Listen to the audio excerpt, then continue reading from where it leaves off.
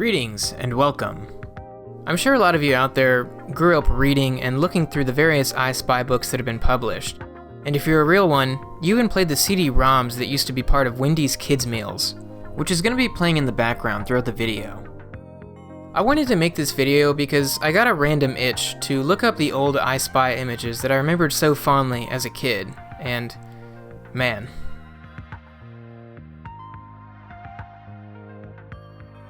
This video isn't going to be super structured. It'll be very similar to any Austin's videos about skyboxes and games, if you've seen those. Anyway, we'll be looking at some of my favorite images from the I Spy books and appreciating the genuine craft and artistry that went into making them.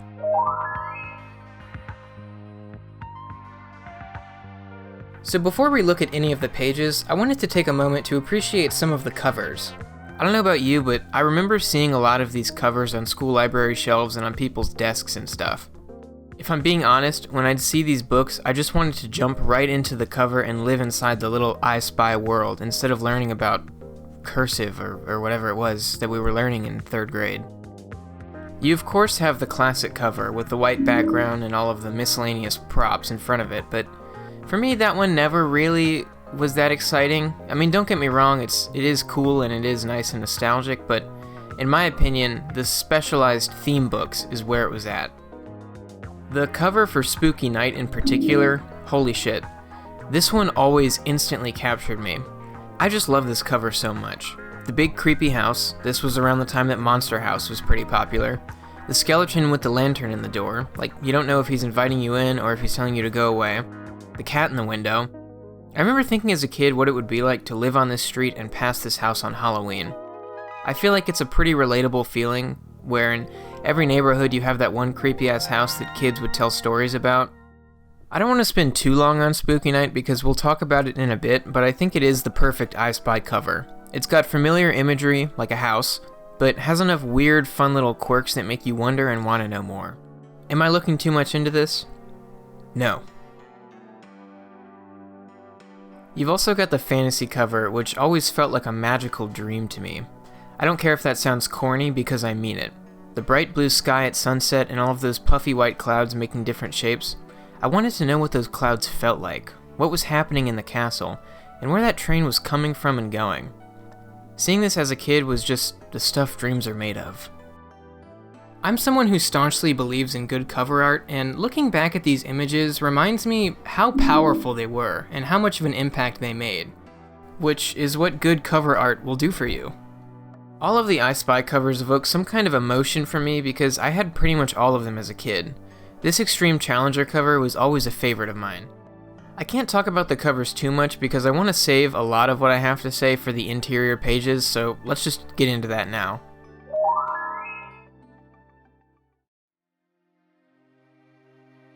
I think it would be fun to look at every I Spy book from my childhood, and I show you guys the pages that left the biggest impact on me. Maybe you'll resonate with some of these pages, or you won't. That's the beauty of these books, but they're going to be in no particular order. That said, I do see it fitting to start with the very first I Spy book. The first page we're looking at is page 25 of the classic I Spy book. I was looking through these pages and some of them weren't really registering for me, and I was wondering if I really remembered them that well at all, and then I saw this page. It's pretty amazing how an image like this, which looks normal on the surface, can instantly trigger the nostalgia after not seeing it for easily over a decade. It's definitely not the most striking page that we'll be looking at today, but I think that's what makes this page so stunning. It's a fairly average looking shelf, but it just jumps right off the page because of the amazing contrast in the lighting, and all of the fun little props. The shelf with the mustache corn instantly shot me back to elementary school. The nostalgia is strong with this one. I always loved these arrangements that I Spy had. They're just so densely packed with love and care. You could look at any random part of this image and there would be some small detail to catch your eye. I also like how there's always an implied story with these images. You've got these guys playing baseball, this little family of ducks, this dude chilling on the button jar with a guitar. Bar.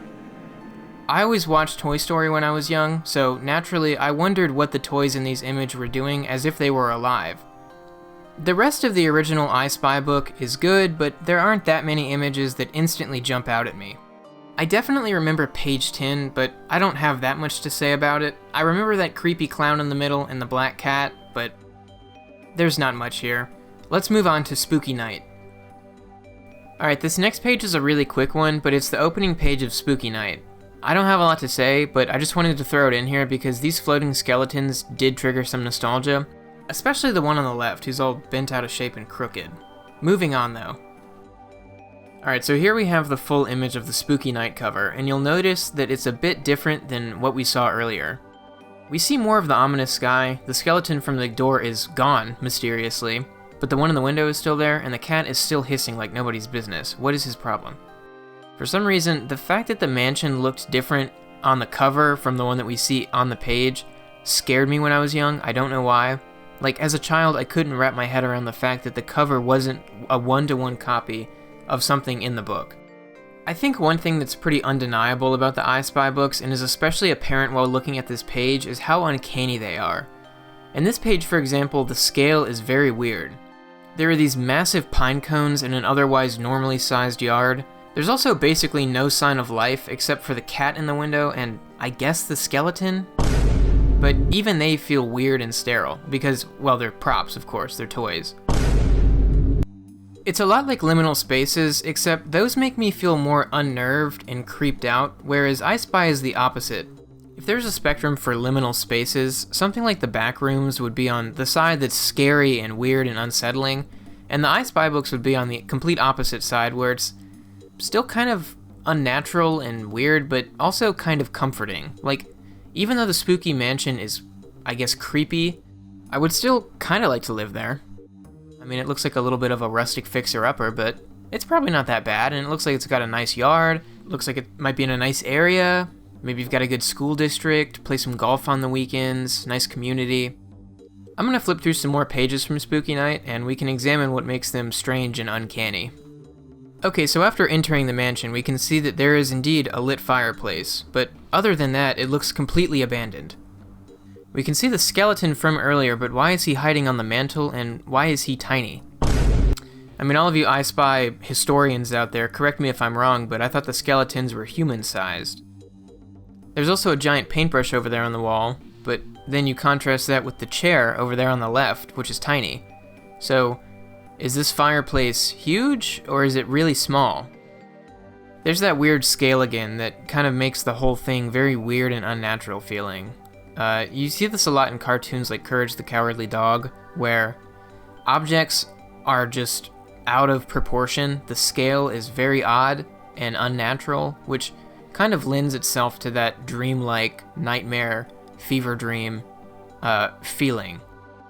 I'll go ahead and say it again. I know I'm overanalyzing a children's book, but there is some really great craft on display here that I appreciate quite a bit.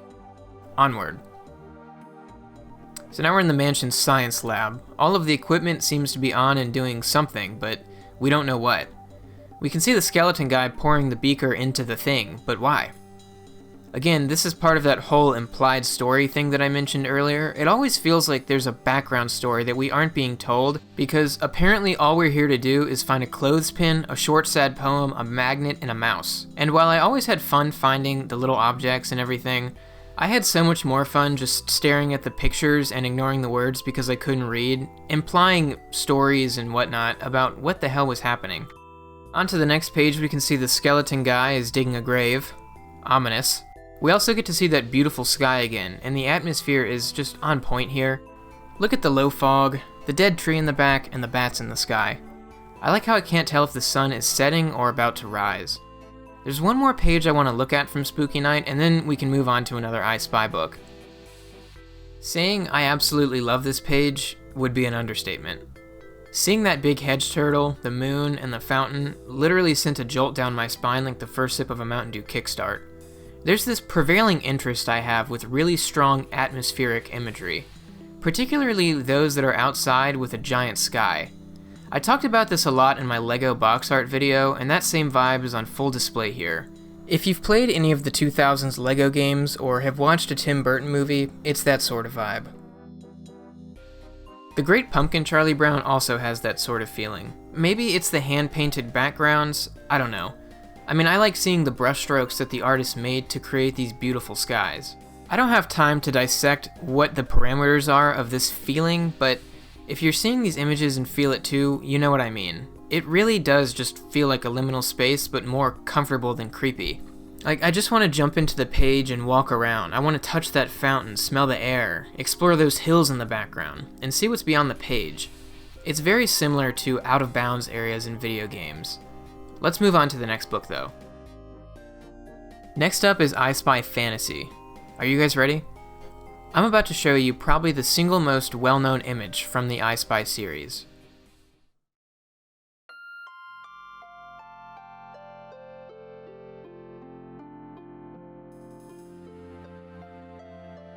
Did that hit you?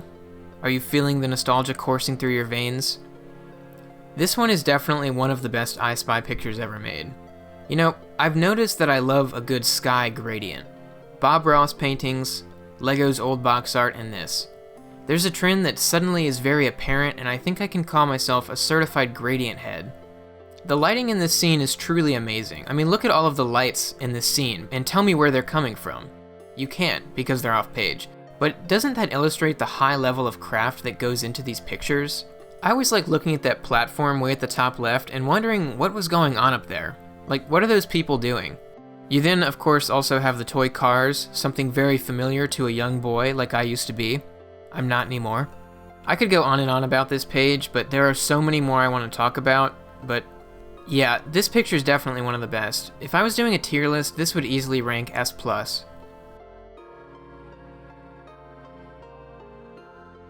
Here we have this lovely nature woodland scene. The use of shadow in this one is really great. Forests, of course, naturally have a lot of shadow, and I think that in the context of this picture, the shadow adds a lot to the mystery. It's a little hard to tell, this is the highest quality picture I could find, but there are so many little creatures in this scene. There are frogs performing various leisurely activities, what looks like cats playing in a band, I wonder if they're good, and some very distinguished looking deer. I personally love deer. I often record them when they come through my yard, so it was nice to see them in a picture. I mean, what's more foresty than a deer standing amongst some fallen trees and ferns? Next up, we have the very iconic cloud image. This is on the cover of the book. I already said about everything I wanted to earlier, but seeing the full image, this page just adds to the already stacked lineup of the fantasy book. I think if you're pinching pennies and you want to get the most bang for your buck out of an I Spy book, I think fantasy is probably going to have the most no-skip pages. Did any of you out there ever want to eat whatever was in these salt shakers? We have yet another gradient sky, lovely to see. We also have a distinctly alien setting. Most of the I Spy pages are implied to take place on Earth, but this one looks like it's on Mars or something. I always thought of the I Spy pictures all existing in the same universe. The I Spy cinematic universe, if you will. And this picture always struck me as a clear sign that the people of I Spy had advanced to foreign planets and explored the stars. Good for them.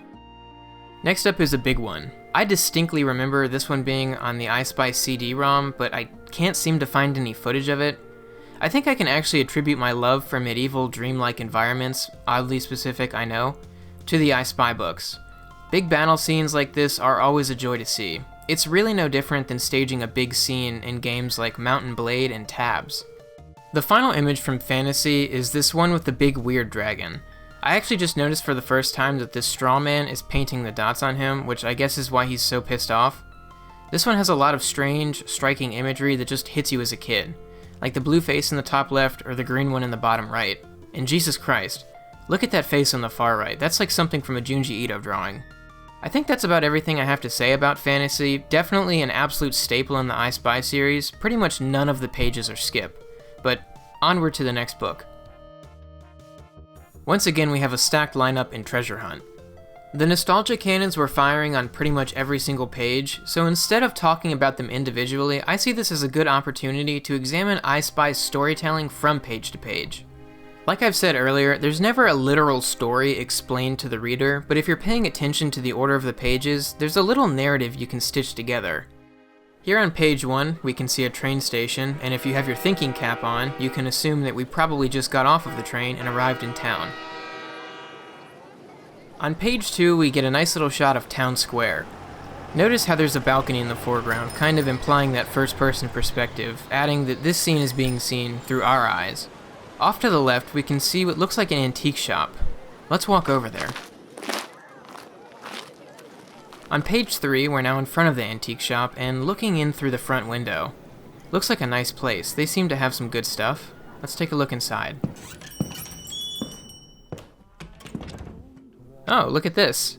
There's this antique map on the table that seems to be hinting at some nearby treasure. Interesting. Looks like there's some dotted paths around the map. Maybe I should take a look and see where they lead. Let's head up to the fortress first. On the next page, we've walked up the mountain and now get this beautiful view of the model town below. In the foreground, we can see the fortress walls and a cannon, so there's no question about where we are. The text even states that we're standing in the fort. This page is great because we get a good look at the town from a different point of view that wasn't possible from the ground. The relationship between the town, the lighthouse, and the island has now been all put into perspective. Doesn't look like there's anything up here. Let's head to the lighthouse and see what's there. Here we get another lovely nature scene.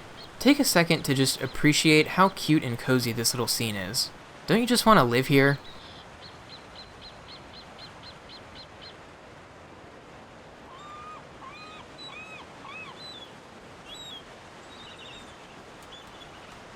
We can just barely see the lighthouse in the distance, so we know we're going the right way. The sky is looking a little dark. Hopefully it doesn't start storming. When I was young, this picture in particular scared the shit out of me. For some reason, the duck in the hillside freaked me out. If any of you remember that evil boulder from Thomas the Train, I think it was the same kind of feeling. Like, why is this rock in the shape of a duck? It isn't natural.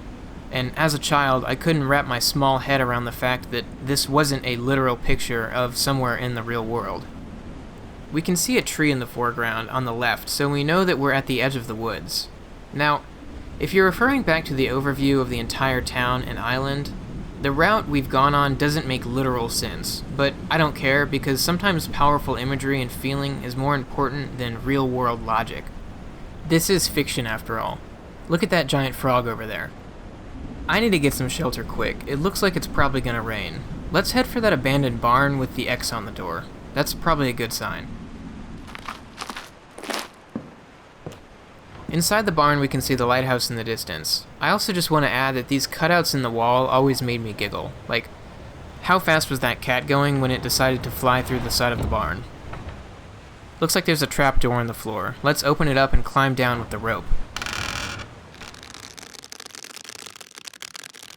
Here we can see that below the abandoned barn and lighthouse is a sea cave that the pirate presumably died in. Isn't this scene so cozy? You could host a legendary LAN party here. The wall of the cave says "Think of me," which was written on the map earlier. There's also another map scrabbled on that plank of wood. We're getting close. Let's climb out of here.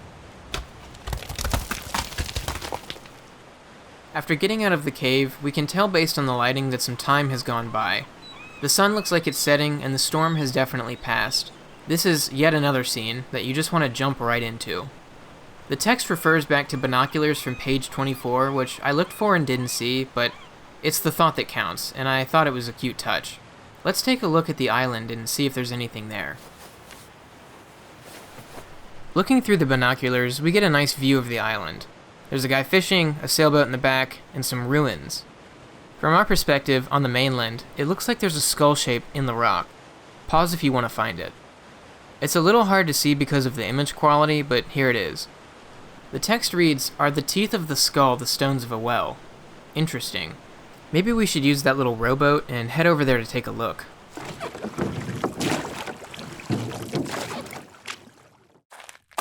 Huzzah! Sure enough, the captain's treasure was at the bottom of the well. I just love how this book in particular has a fun adventure narrative that ties into the pictures. It's very Goonies. There's even a fun riddle on the final page that reads, "I sit, I perch, I fly to and fro. I'm in every picture, I'm a sleek black," and of course the answer is crow. I went back to do a quick look, and there is indeed a crow in some of the pages. I didn't spot it in every single one, but I gotta believe it's there. On to the next book. Here we have Funhouse. This is probably the most colorful I Spy book, and I'm sure many of you watching will agree. These clowns scared the shit out of you as a kid. I was actually pretty shocked at how much of an impact these pages had on me, because despite not seeing or thinking of them for over a decade, I remembered them pretty well. Funhouse does the same chronological storytelling that Treasure Hunt did, but we won't look at every single page. Here we have this mirror room scene. As a kid, it of course scared me. I don't think I realized that these clowns were looking into a mirror, and as a kid I probably thought they were distorting reality. This cat down here looks like it's in a lot of pain, so I feel bad for him.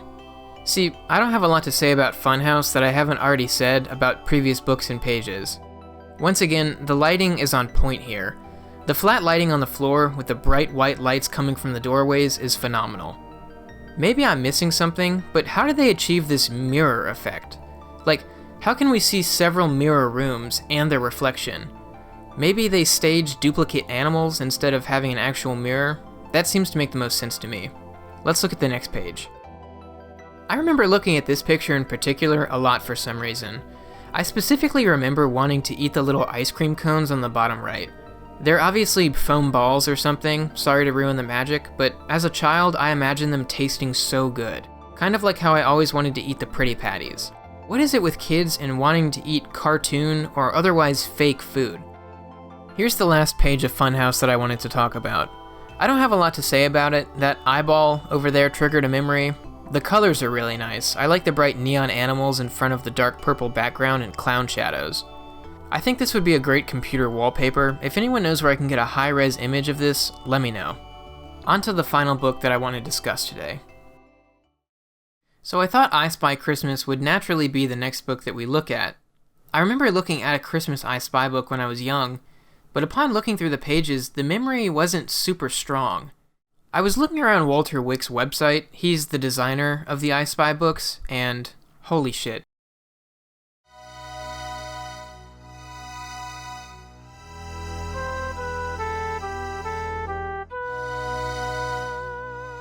This is what I remember looking through when I was young. Can You See What I See is kind of a spiritual successor to I Spy. Walter Wick, the author of these books, was co-author and artist of the I Spy series, alongside Gene Marzolo, who wrote the little riddles. Seeing this cover of the cozy little Christmas cabin after so long was just so nice. I know I've said this about a few of the scenes today, but tell me you don't want to live here. I'd consider myself lucky if I'm ever able to settle down in a little house like this. I wish we could look at some of the pages inside, but it looks like most of the Can You See What I See series hasn't been scanned and uploaded onto the Internet Archive. I'm definitely feeling tempted to buy a copy though. Looking at some of the other Can You See What I See books, I definitely just combined this entire series with I Spy in my memory. I Spy was no doubt impactful, but Can You See What I See has to be equally as important. This picture of the cat clicking his boots in particular was a really clear image in my memory. When I was looking through I Spy Fantasy and didn't see this, I thought I must have just made it up, but nope, here it is from the same artist no less. Here we also have Dream Machine. I remember seeing this one when I was a kid. Of course, I wanted to live here like all of the other pictures, and I probably thought this is what cities looked like when I was young. You can imagine my disappointment when I grew up and realized we didn't have giant robot buildings that we could walk around in. As we come to a close on this video today, I'll just flash a bunch of I Spy and Can You See What I See pictures on screen for you. Kind of a best hits. I think both of these series are really important because as children, we have so much imagination and wonder, which for most people kind of fades away as you get older. Life gets harder, you have to shoulder more responsibility, and less things are new. I mean, the reason time seemed to move so slow when we were young is because every day presented something new, exciting, and memorable. I think a lot of us get bogged down by the woes of modern life, which is justified, but we can forget to tap into that inner child. I hate this idea that growing up means letting go of your fun and creativity in favor of what? Being boring and lifeless? It makes me profoundly sad how many people have a childlike spirit but are crushed by the cogs of modern life. I Spy is a book series made for children, but I think now more than ever, it can remind adults how to dream. Now that I'm older, I have a lot of respect for the unadulterated imagination of Walter Wick, the man behind it all. If you're feeling down, turn your phone off, silence the rest of the world, and sit down with an I Spy book. Continue to be creative, my friends. Keep dreaming, keep imagining, and keep wondering what's over the horizon. Farewell, everyone.